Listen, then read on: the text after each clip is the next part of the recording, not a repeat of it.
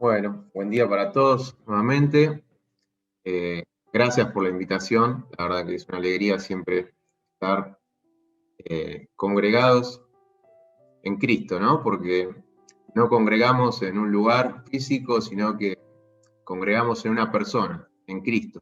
Todos juntos, los hijos de Dios, conformando el cuerpo de Cristo. Así que es una alegría poder volver a vernos, por lo menos por este medio, a todos. Y bueno, gracias por la invitación. Eh, lo que yo quería compartir eh, era algo que ya había hablado la primera vez que tuve, creo que fue hace 2 años. Esto de la pandemia del 2020 es como que todos los recuerdos se van a un año atrás, al 2019. Creo que el 2019 estuve ahí en la Crujía compartiendo y hablamos sobre el propósito eterno de Dios, sobre el único y eterno propósito eterno, que es su propia gloria. Me gustaría poder avanzar un poquito en ese tema. Sé que muchos o algunos quizás no estuvieron ese día, así que vamos a hacer un pequeño resumen, una introducción.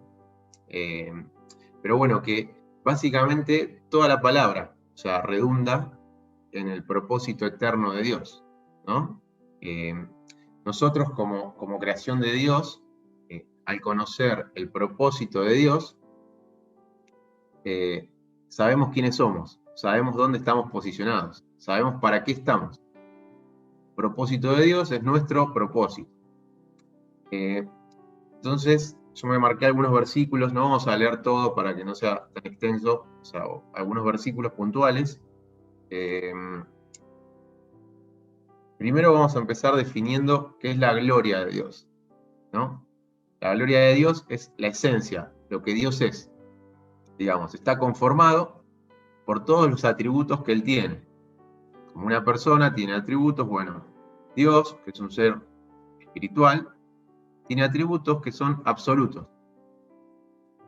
Esto lo podemos ver en toda la palabra, ¿no? Él es infinitamente santo, es infinitamente poderoso, es infinitamente justo. Él tiene una serie de atributos que conforman lo que es Dios. Sobre todo en el Antiguo Testamento se habla mucho de esto. De hecho, los nombres que Dios tiene hacen referencia a los atributos, a lo que Él es. Y bueno, la gloria de Dios, o sea, la esencia de Dios mismo, es esto, la suma de todos los atributos, que viven en completa armonía en Dios. O sea, Dios es completamente santo porque es completamente justo. Es completamente justo porque es completamente amor. Es amor porque es gozo. Todos los atributos de Dios en forma absoluta, conviviendo en armonía. Y Dios, esto es importante entender, que antes de que todo fuese creado, antes de que todo fuera creado, Dios ya existía. O sea, Dios existía y vivía resplandeciendo en su propia gloria. O sea, vivía en un estado que es el estado en el que está ahora y en el que va a estar siempre. Digamos. Dios no cambia. Dios es plenitud, es gozo, es la fuente de todo. Él está siempre en ese estado. Es muy importante entender esto para ver en qué lugar estamos nosotros en la creación, ¿no? En qué lugar estamos parados frente a Dios. Y bueno, definimos que el único y eterno propósito de Dios es su propia gloria. O sea, Dios se agrada a sí mismo, vive en sí mismo. Su honra está en sí mismo. Él no necesita nada exterior, nada que no sea Él, para agradarse a sí mismo. No necesita ni del hombre ni de la creación para ser Dios. Y es importante entender que todo lo que Dios hace, todo lo que Dios hizo, lo hace con un solo propósito. Es un único propósito, su propia gloria, para que todo lo que Él haga lo glorifique a Él mismo. Dios es el centro de Dios y siempre va a ser el centro de Dios. La adoración de Dios es su misma adoración. Él se adora a sí mismo, se agrada a sí mismo. Ese es el estado de Dios. Es el estado de Dios por la eternidad. Y en este estado es en el cual Dios hizo la creación, en el cual Dios nos creó. O sea, la creación también cumple el propósito de Dios. La creación glorifica al Creador. La creación glorifica a Dios. Nosotros, como parte de la creación, fuimos diseñados originalmente para glorificar al Creador. Somos creación, glorificamos a Dios. Ese es el propósito eterno de Dios.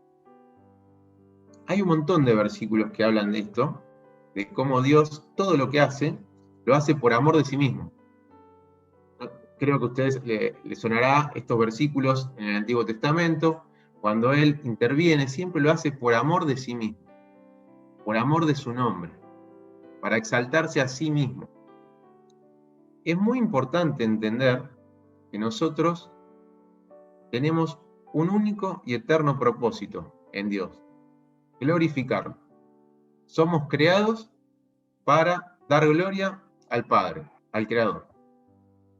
Entonces, ahora lo vamos a ver con algunos versículos, pero lo que podemos decir es que no existen diferentes propósitos de Dios. No hay un propósito diferente para cada persona. No hay un propósito de Dios diferente para cada etapa de la vida. No. El único, eterno y gran propósito de Dios siempre es su propia gloria.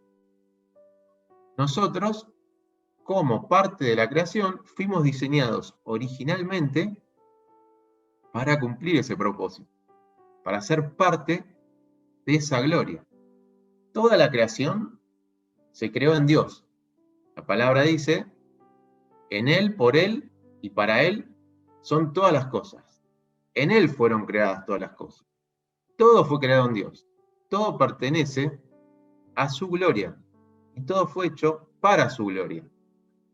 Nosotros, como creación de Dios, tenemos la misma condición. Vamos a leer solo dos versículos. Salmo 19:1.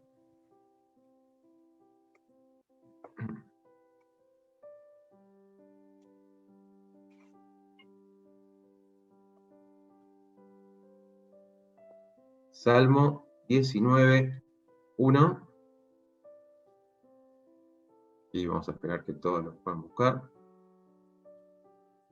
Dice, los cielos cuentan la gloria de Dios, y el firmamento anuncia la obra de sus manos. Bueno, los cielos, toda la creación habla, cuenta de la gloria de Dios. Todo fue creado en Dios. El hombre y la creación son parte de Dios, salieron de Dios. Todo fue creado en Él. Romanos 11:36.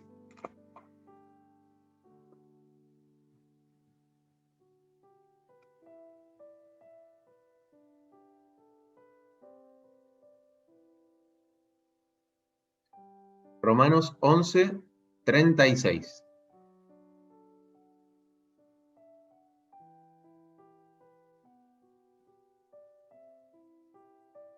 Dice, porque de Él, por Él y para Él son todas las cosas. A Él sea la gloria por los siglos. Amén. Bueno, por Él, de Él y para Él son todas las cosas. Y un versículo más, Colosenses 1:16.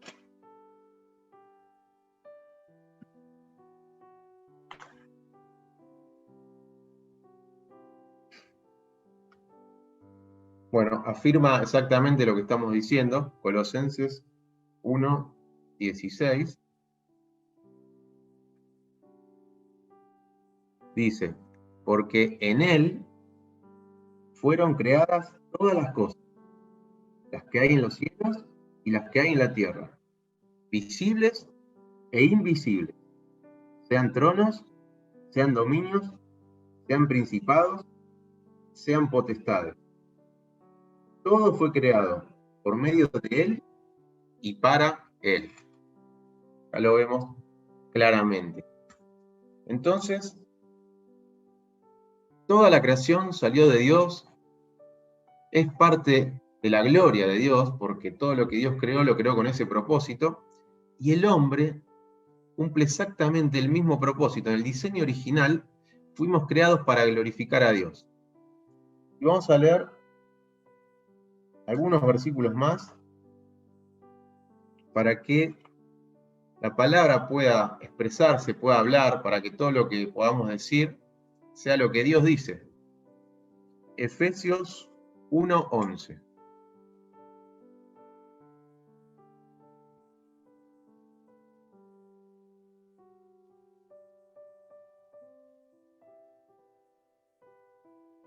Dice, Efesios 1:11. En él, asimismo, tuvimos herencia, habiendo sido predestinados conforme al propósito del que hace todas las cosas, según el designio de su voluntad. ¿Cuál es ese propósito? Bueno, a fin de que seamos para la alabanza de su gloria. Nosotros los que primeramente esperábamos en Cristo. O sea, el propósito de Dios es que seamos para la alabanza de su gloria, para que glorifiquemos al Padre. Ese es nuestro único y eterno propósito. Isaías 43:6.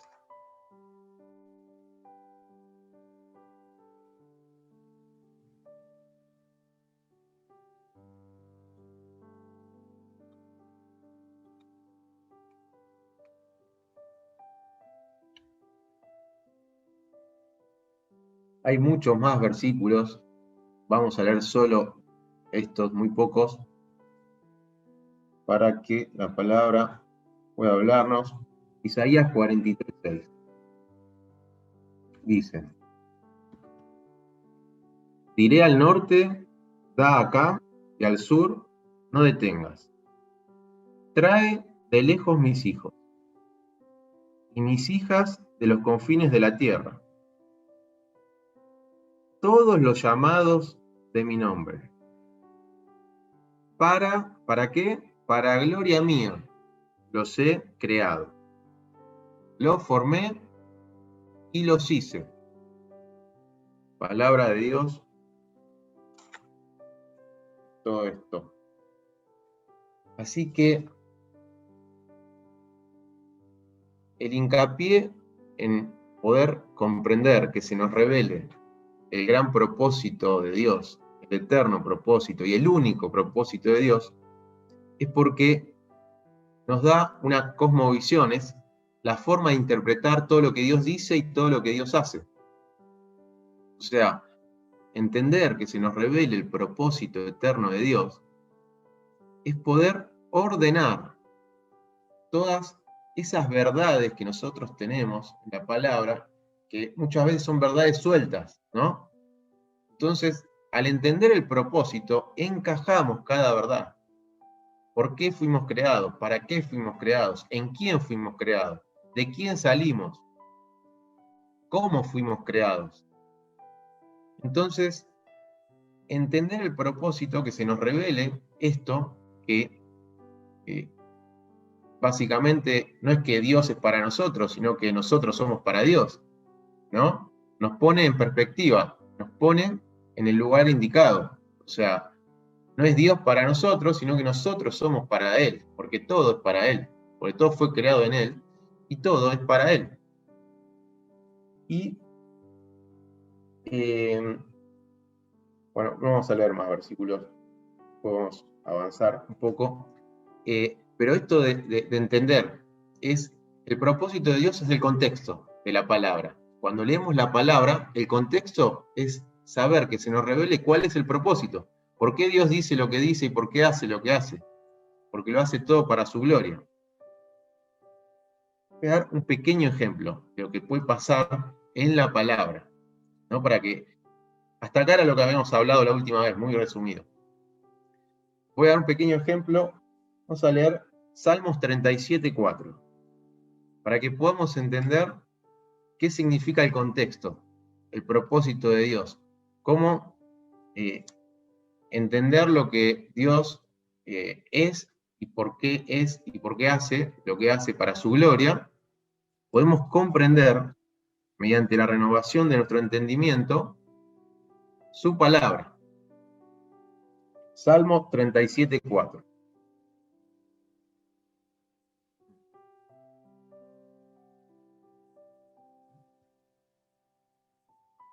Salmo 37:4 dice: Deleítate a sí mismo en Jehová, y Él te concederá las peticiones de tu corazón. Hay un coro que creo que era así.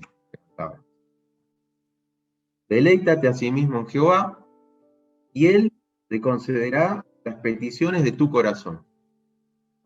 Vamos a Jeremías. Estamos paseando por todos los libros. Jeremías 17.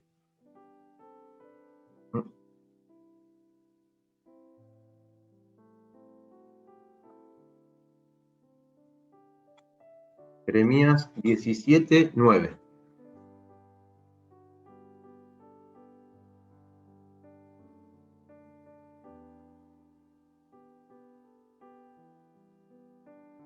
Jeremías 17:9 dice: Engañoso es el corazón, más que todas las cosas, y perverso. ¿Quién lo conocerá? Entonces,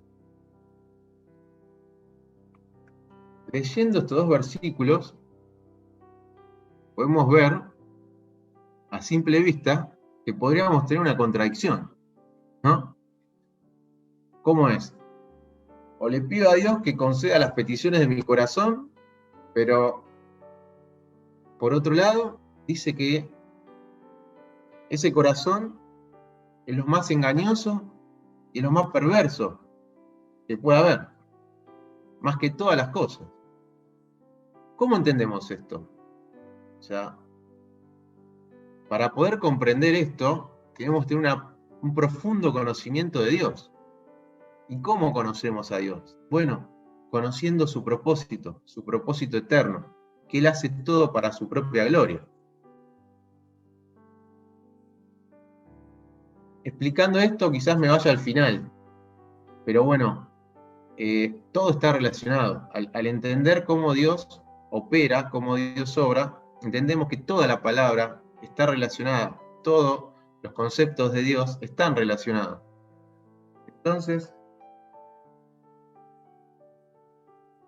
yo no puedo pedirle a Dios que conceda las peticiones de mi corazón si estoy en mi estado natural, ¿no? Porque mi corazón, mi estado natural, como dice la palabra, es engañoso, es perverso, más que todas las cosas.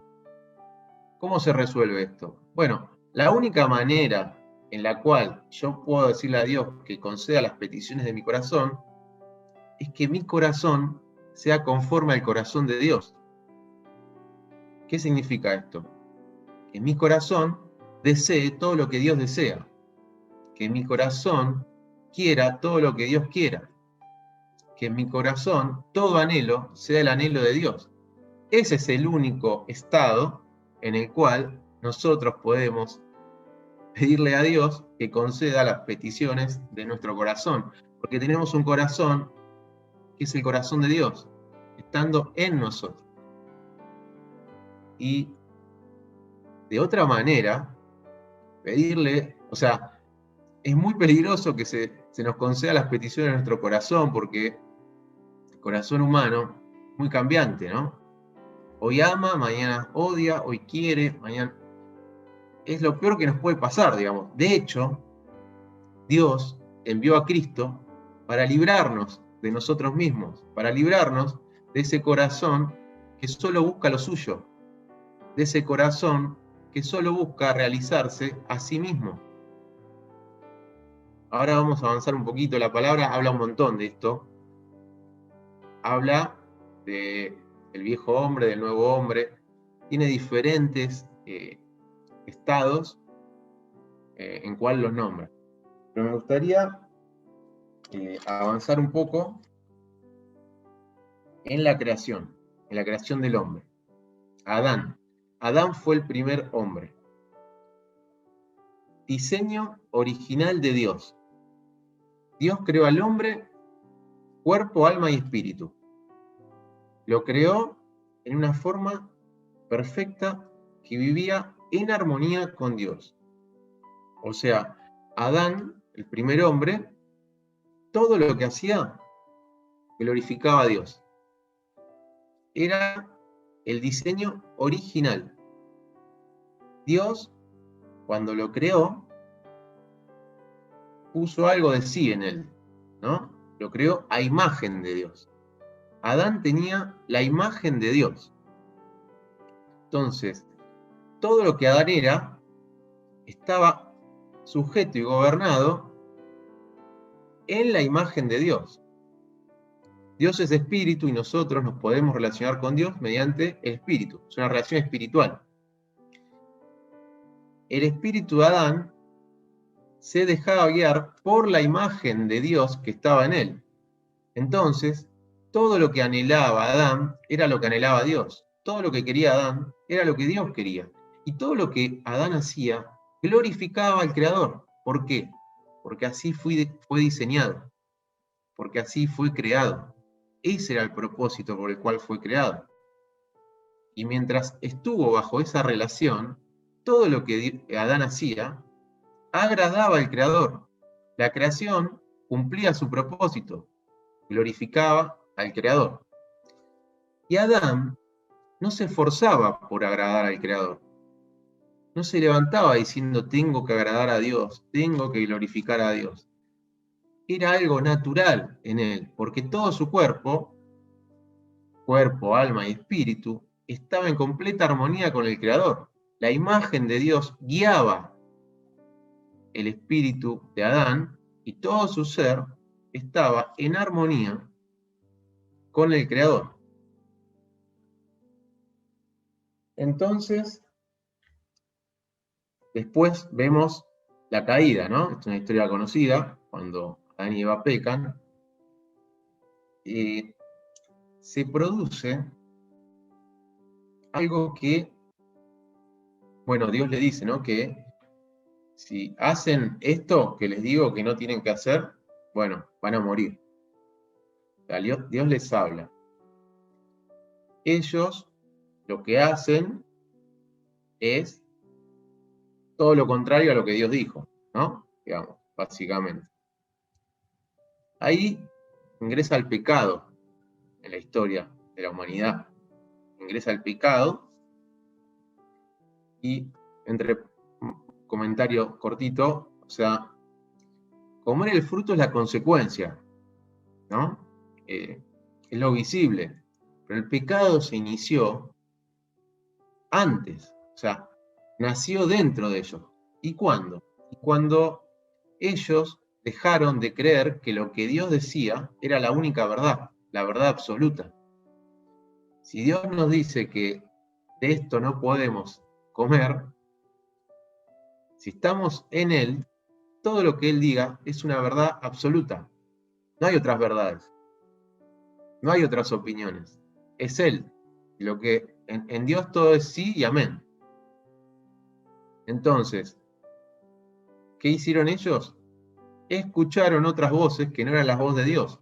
Creyeron en otra verdad, que no era la verdad. Esto en la palabra, de principio a fin, se lo denomina como incredulidad. O sea, no creyeron a Dios. No creyeron que Dios era quien decía que es.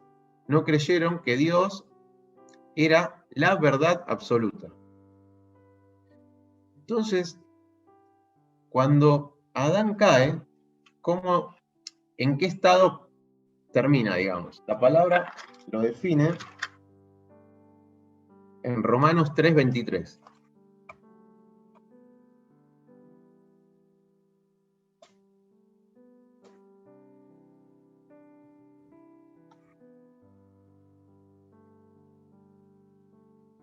Es un versículo muy conocido.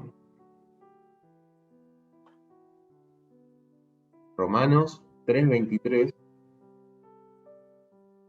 dice: por cuanto todos pecaron, ahí está el inicio, ¿no? Cuando entró el pecado al mundo. ¿Qué pasó cuando entró el pecado? Por cuanto todos pecaron, están destituidos. ¿De qué? ¿De dónde? De la gloria de Dios. O sea, estábamos en su gloria, estábamos en Él, en Adán, estábamos en Dios, y cuando Adán peca, lo que pasa es que Adán se cae de Dios. Estaba en la gloria y fue destituido de su gloria. Lo que sucede en la caída, además de una muerte, hay una pérdida. Lo que Adán pierde y nunca más recupera en toda la historia de la humanidad, hasta el día de hoy, es la imagen de Dios. Cuando Adán pecó, lo que él perdió es la imagen de Dios. ¿Y cómo lo reemplazó? Bueno, lo reemplazó con su propia imagen y semejanza. Reemplazó la imagen de Dios con su propia imagen. Vamos a leer dos versículos.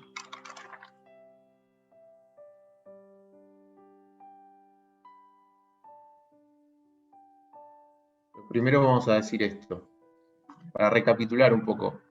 Fuimos formados a imagen de Dios. Formados a imagen de Dios. Deformados por el pecado. O sea, cuando el pecado ingresó, deformó, nunca más volvimos a tener la imagen de Dios. Y ahora, cuando Cristo vino, somos conformados a la imagen del Hijo, a la imagen de Cristo. Somos formados a imagen, deformados por el pecado y conformados a la imagen del Hijo. Vamos a leer Romanos 8:29.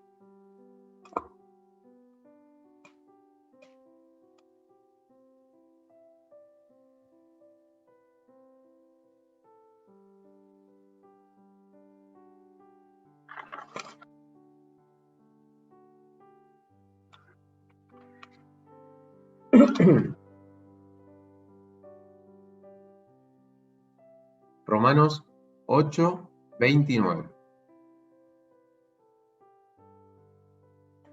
Dice: porque a los que antes conoció, también los predestinó, para que fuesen hechos conformes a la imagen de su Hijo, para que Él sea el primogénito entre muchos hermanos.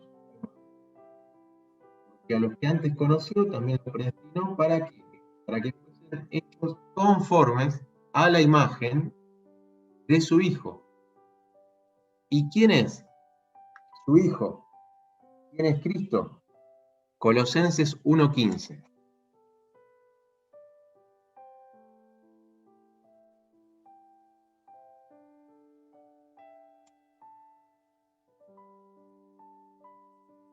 Colosenses capítulo 1, versículo 15. ¿Qué es lo que dice?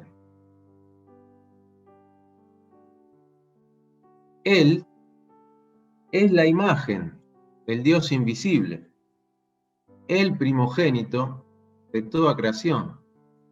¿Qué significa? Que estábamos en Dios, fuimos creados a imagen de Dios, el pecado hizo que perdamos esa imagen y ahora Cristo vino para que nosotros seamos conformados a su imagen. ¿Y cuál es? ¿Quién es Cristo? Es la imagen de Dios. O sea, que salimos de Dios, nos caímos de Dios, Cristo viene a llevarnos de vuelta a Dios. Viene, ¿para qué? Para que recuperemos la imagen original de Dios en nosotros, para que podamos volver a ser el diseño original en Cristo, ¿en dónde? podamos estar posicionados en Cristo yendo a Dios, ¿no? Estábamos incluidos en Dios, salimos de Dios y en Cristo volvemos a estar incluidos en Dios. Esto es muy importante que lo podamos ver, que el hombre, Adán, nunca más pudo recuperar la imagen de Dios por sus propios medios. Le es imposible, porque es una naturaleza caída. Dios, en su infinidad de valores absolutos, de atributos, no puede convivir con el pecado.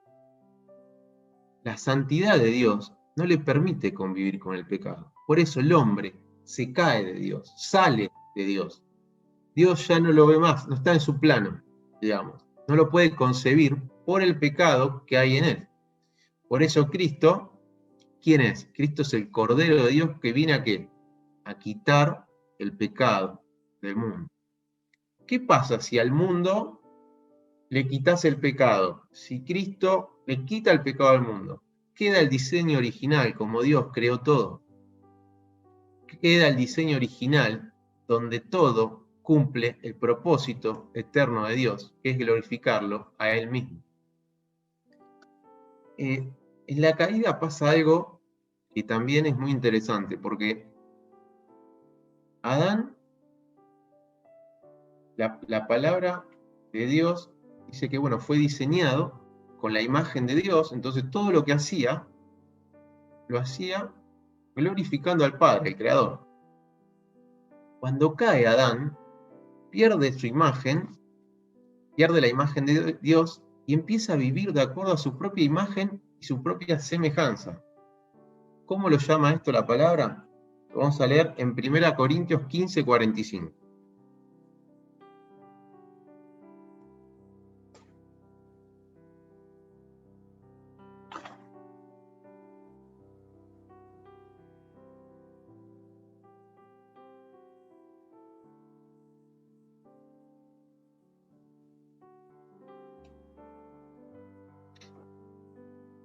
Primera Corintios 15:45.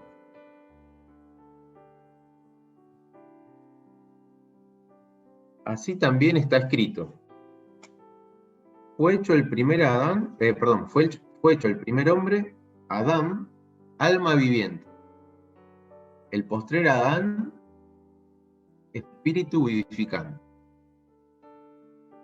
Entonces, Adán, al perder la imagen de Dios, empezó a vivir en su propia imagen y semejanza. O sea, empezó a vivir, cuando antes estaba gobernado por el espíritu, ahora empezó a ser gobernado por su alma. O sea, el alma es el asiento de las emociones, es la inteligencia, es la voluntad, es cómo me siento. Bueno, Adán empezó a vivir en su propia imagen. O sea, empezó a vivir para él mismo. Se empezó a agradar a sí mismo. Empezó a vivir y a tomar decisiones según cómo se siente, según cómo está, según lo que piensa, según lo que razona. Adán empezó a vivir de acuerdo al bien y al mal que él mismo declaraba, ¿no? Porque él comió de ese árbol que era del bien y del mal. Entonces, él se convirtió en su propio Dios. Él empezó a decir qué era lo que estaba bien y qué era lo que estaba mal. Empezó a desarrollar su alma. Entonces, el alma, o sea, de por sí no es algo malo, porque el alma fue creada por Dios. Cuando es guiada por el Espíritu, glorifica a Dios. Lo que sucede es que cuando Adán pierde la imagen de Dios, el alma empieza a hacer lo que quiere, empieza a agradarse a sí mismo. Y, de hecho, el pecado, dice que cuando se desarrolla el pecado, ¿qué es lo que produce? ¿Cuál es la paga del pecado? Es la muerte. Bueno, la muerte se define como la ausencia de Dios. O sea, cuando el pecado entró en Adán, él murió por ausencia de Dios, porque la imagen de Dios se fue de él. Lo que es pecado es ausencia de Dios. Dios no está, y donde no está Dios, no puede agradar a Dios. Lo que no proviene de Dios no puede agradar a Dios. Es imposible. El primer Adán eligió pecar, eligió no creer a Dios como la verdad absoluta, como lo que Él es. El postrer Adán que leímos recién es Cristo. El postrer Adán es espíritu vivificante, es espíritu que da vida. Y el postrer Adán, Cristo, no pecó, a diferencia del primer Adán. ¿Pero qué se hizo? Se hizo pecado, ¿no? Y en la condición de hijo, sufrió y murió en la cruz, cargó nuestros pecados y se hizo pecado. Y cuando estaba en la cruz, ¿qué es lo que él exclamó? Dijo, Dios mío, ¿por qué me has desamparado? ¿Ves? El pecado es la ausencia de Dios. Él se hizo pecado para salvarnos a nosotros. Él cargó con todo el pecado para salvarnos a nosotros. A diferencia de Adán, que al pecar, lo que produjo fue una expulsión de Dios de sí mismo. Entonces, todo lo que vivimos de Adán para acá, lo vivimos en pecado. La herencia que Adán nos dejó a toda la humanidad es el pecado. Por eso estamos destituidos de la gloria de Dios. O sea, no hacemos nada especial para pecar.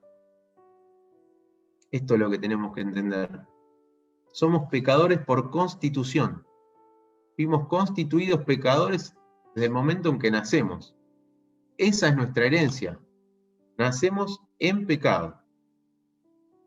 Dios manda a Cristo para solucionar ese pecado y Él lleva el pecado de todos en Él mismo.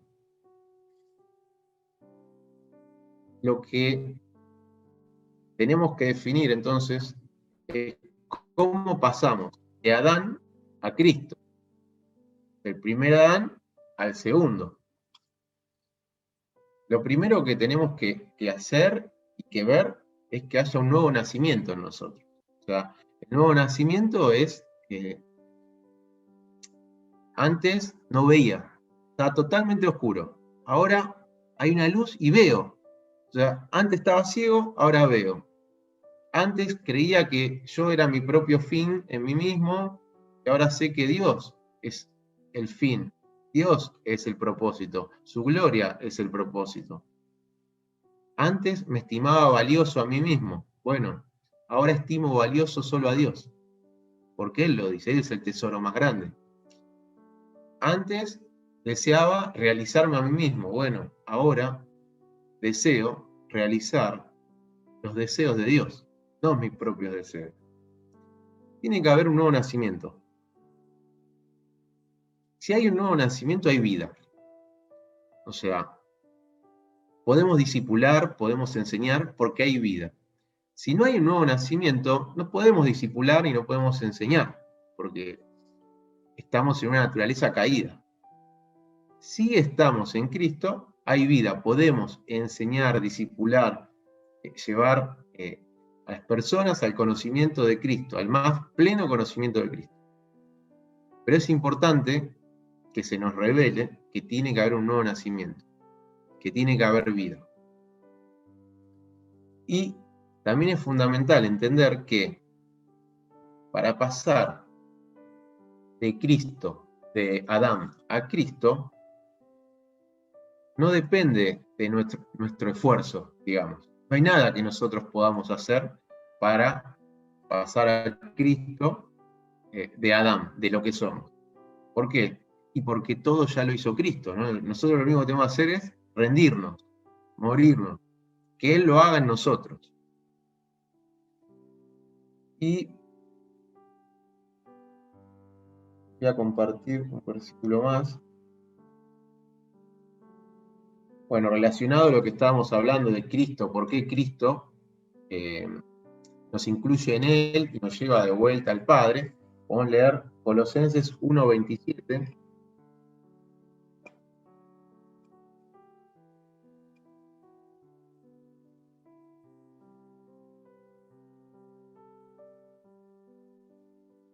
Colosenses 1:27.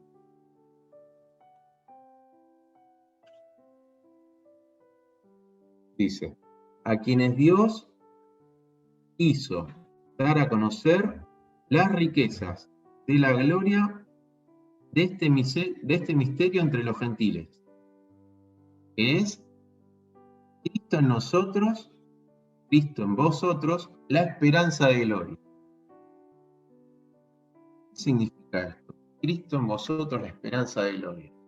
Bueno, es afirmando todo lo que estamos diciendo, la única esperanza que tenemos de volver a la gloria de la cual salimos, a Dios, es por medio de Cristo. Cristo en mí me lleva, me traslada al inicio, al diseño original, a la gloria, de donde salimos, de donde nunca tendríamos que haber salido. El diseño original es un estado, en Cristo es un estado. En Cristo, cuando estamos en Cristo y Él vive en nosotros, lo único que podemos hacer es agradar al Padre. No hay otra cosa que podamos hacer que no sea agradar al Padre. ¿Por qué? Porque Él lo hace en nosotros. Porque no hay mérito en nosotros. Porque es Él viviendo su vida en nosotros. No nos proponemos agradar a Dios. Y esto, por eso es fundamental entender el propósito eterno de Dios. O sea, Dios no vino para cumplir nuestros sueños. Dios no vino para cumplir nuestros anhelos. O sea, si no, invertimos el eje de la relación con Dios. Hacemos que Dios nos sirva a nosotros, cuando en realidad lo que nosotros somos para Dios, porque ese es el propósito con el cual fuimos creados. Y esto se nos tiene que revelar. Cuando estamos en Cristo, vivimos en un estado de deleite, de gozo, de plenitud. No nos falta nada. Estamos completos, estamos llenos, estamos satisfechos, porque Él es todo eso en nosotros. Él es la plenitud, Él es el gozo, Él es la verdad, Él es el pan de vida, que cuando comemos de Él estamos satisfechos. Él es el agua, esa fuente que brota para vida eterna, que tomamos de Él y estamos satisfechos. ¿Cuál es el problema? Que si esto no se nos revela, siempre vamos a vivir esperando algo. Aún estando en Cristo, aún naciendo de nuevo, siempre vamos a estar esperando que suceda algo. Siempre vamos a estar esperando que pase algo que cambie nuestra condición, ¿no? Que pase algo que movilice nuestro ser. Lo que se nos tiene que revelar, que no tiene que pasar algo, tiene que pasar alguien. Y eso ya pasó, es Cristo en mí. Cristo en mí ya pasó, ya vino, y vino en forma completa. O sea, ese Cristo que me devuelve la imagen original, me hace vivir en el estado original donde estoy pleno, satisfecho, mis deseos son los deseos de Dios, todo lo encuentro en Dios, todo problema, la solución está en Él. Él ya lo proporcionó, ya lo proveyó. O sea, cuando yo le pido a Dios algo, lo que Dios me dice es, yo ya te di todo en el Hijo, ya te di todo en Cristo. Todas las cosas están en Cristo. Vos lo que me estás pidiendo es porque no ves lo que tenés. Vos no ves que ya estás pleno, ya estás satisfecho. No lo ves porque no se te termina de revelar, porque estamos en Adán, ¿no? Es la oscuridad. Un día vamos a hablar con más tiempo de cómo conviven las dos naturalezas, ¿no? Como el viejo hombre con el nuevo hombre. Es bastante amplio de explicar, pero es algo que sucede en nosotros. Lo que tenemos que entender es esto: Cristo ya vino a sus hijos en forma completa. Lo que sucede es que como nosotros seguimos viviendo nuestros viejos rudimentos en el viejo hombre, en Adán, no dejamos que la luz de Cristo se manifieste en plenitud. O sea, nuestras obras en Adán tapan y no dejan ver al fruto del Espíritu, que es Cristo en mí. El fruto del Espíritu es el carácter de Cristo. Es amor, gozo, paz, paciencia, benignidad, templanza, mansedumbre. Es todo lo que Cristo es en nosotros. Y eso, el fruto, no es algo que nosotros podemos hacer con nuestras manos. No es algo que nosotros podemos generar. Dios da el querer como el hacer. Él es el que lo produce. O sea, Él produce lo que le agrada a Él mismo. Y todo eso lo puso en su Hijo, que es lo único bueno. Lo único bueno para Dios es Cristo. Nunca vamos a poder ser buenos para Dios. Lo único bueno para el Padre es el Hijo, es Cristo. Cuando estamos en el Hijo, Él mira y ve. ¿Qué ve?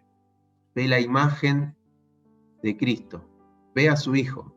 No por nuestros méritos o por lo que hacemos, sino porque Él está en nosotros. Porque Él ve agradable solo a su Hijo, a Cristo. Y esto es sumamente importante para poder entender que nosotros podemos haber aprendido cosas que Dios no dijo en su propósito. O sea, por ejemplo, el propósito de Dios no es servirle. El propósito de Dios no es el servicio, no es el propósito. El único propósito eterno de Dios es su propia gloria. Él no necesita de nosotros para resplandecer en su propia gloria. No necesita de nuestro servicio. El servicio es una consecuencia de la vida de Cristo en nosotros. No es el fin. Es una consecuencia. Y es un deleite, es un privilegio, es un gozo servir a Dios en Cristo. No es una carga. No es algo molesto. No es, o sea, si para nosotros el servicio no es un deleite, no es un gozo, no es estar en plenitud, no lo hagamos porque deshonra a Dios. Porque lo único que agrada a Dios es Él mismo, es su Hijo. Y el que hace la obra es su Hijo en nosotros, no somos nosotros. A veces tendemos a separar la vida, ¿no? La vida secular con la vida espiritual, con la vida laboral, pero en realidad, por ejemplo, hablo del servicio porque aplica a todas las cosas, pero nosotros no servimos cuando estamos congregados. O sea, no servimos cuando estamos en el salón, por ejemplo. No, si somos hijos de Dios, si Cristo está en nosotros servimos en casa, en el trabajo, en la escuela y también en la iglesia. Es un estado, es un posicionamiento. Si estamos en Cristo, Él es el que lo hace. Pasa mucho, ¿no? Con esto a veces separamos, pero y ponemos como estas definiciones que no son el propósito de Dios. Siguiendo con este tema, ustedes no se imaginan la cantidad de frases que hay en el ambiente, digamos, incluso de hijos de Dios, que tomamos y que, digamos, no refleja lo que Dios dice. Ayer teníamos un encuentro con preadolescentes, pasamos un montón de frases, las típicas frases que se estampan en las remeras: lo mejor está por venir. Y no, porque lo mejor para el Hijo de Dios ya vino. Lo mejor es Cristo, ya vino. O sea, lo único que se nos tiene es que revelar que ya vino, ya está, y vino de forma completa. Si no, siempre vamos a estar esperando que pase algo, que suceda algo, que cambie algo. Y cuando en realidad, en los hijos, lo mejor ya está. Entonces, podemos estar en Cristo, podemos haber nacido de nuevo, pero podemos seguir viviendo en Adán, en nuestro viejo hombre, porque así lo elegimos. Es una cuestión de posicionamiento. O estamos posicionados en Adán, o estamos posicionados en Cristo. Si estamos en Adán, bueno, vamos a reproducir las obras de la carne. Si estamos posicionados en Cristo, Cristo en nosotros va a reproducir los frutos del Espíritu. Que la gran diferencia es que en Adán yo lo hago, yo construyo.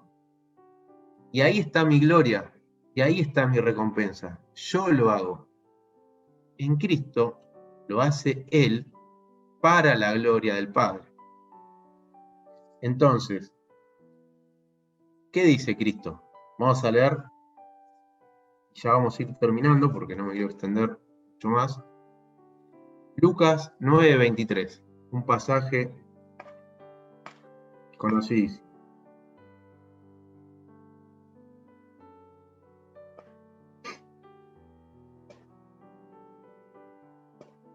Lucas, capítulo 9,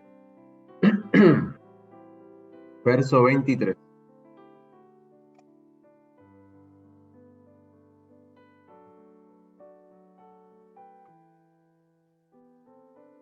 Dice,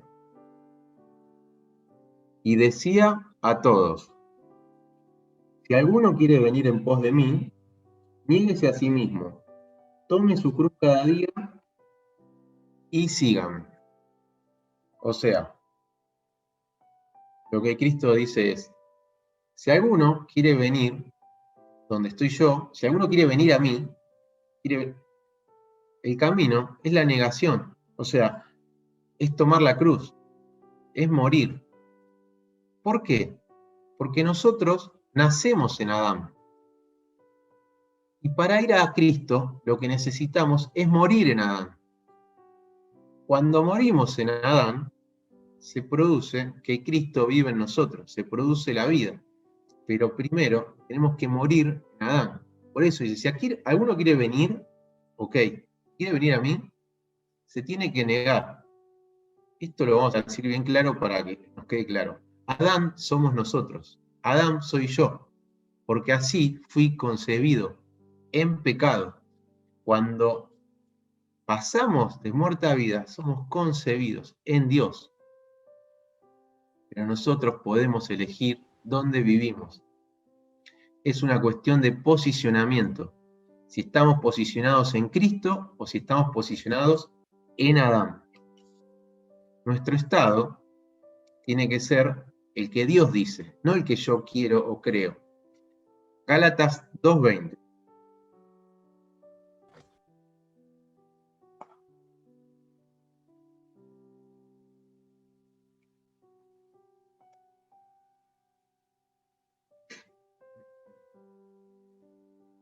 Gálatas capítulo 2, versículo 20.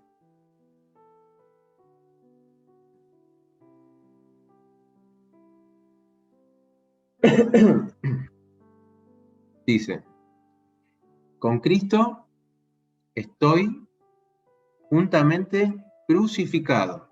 ¿Y qué dice?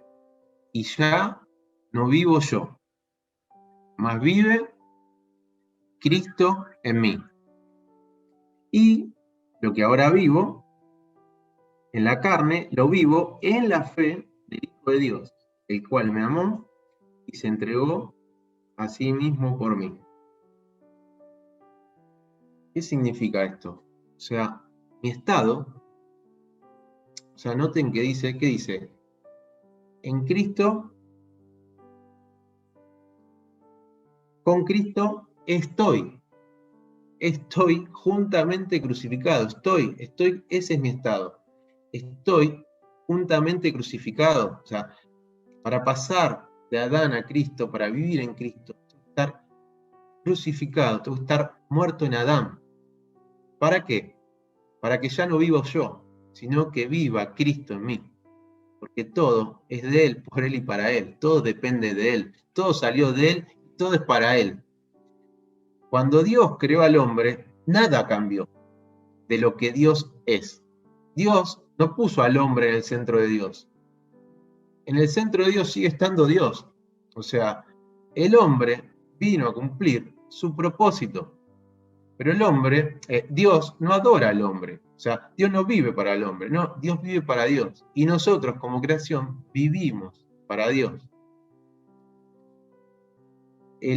La herramienta que tenemos para pasar de Adán a Cristo, aún estando en Cristo, es la cruz. Esa es la ley del pecado, ¿no? Cada día que nos levantamos, siendo nosotros mismos, no agradamos a Dios. Es el pecado que está en nosotros. ¿Cuál es? ¿Cómo podemos pasar de Adán a Cristo? Bueno, la cruz es lo que nos mata, nos elimina. O sea, si yo soy Adán, tengo que desaparecer para que brille en mí, para que se manifieste en plenitud la vida de Cristo. Porque si no, lo que se va a manifestar en plenitud es mi vida y yo soy Adán, no soy Cristo. Y cada día, ¿cómo dice? Hay que tomar la cruz cada día. Esto es un proceso, ¿no? Es un proceso. Cada día es un proceso en el cual Dios nos invita a tomar la cruz para que Él lo logre, para que Él lo pueda hacer. Porque depende de que Él lo logre en nosotros. Nada de lo que nosotros podamos hacer por nuestras fuerzas va a glorificar a Dios. Nunca. ¿Por qué? Porque precisamente estamos en una naturaleza caída. Para eso vino Cristo, para darnos una nueva naturaleza en Él mismo. Así que, bueno, creo que ya se cumplió el tiempo. Que Dios lo pueda lograr, que Dios lo pueda hacer todos, en cada uno de nosotros, que Él sea cada día en nosotros. Amén.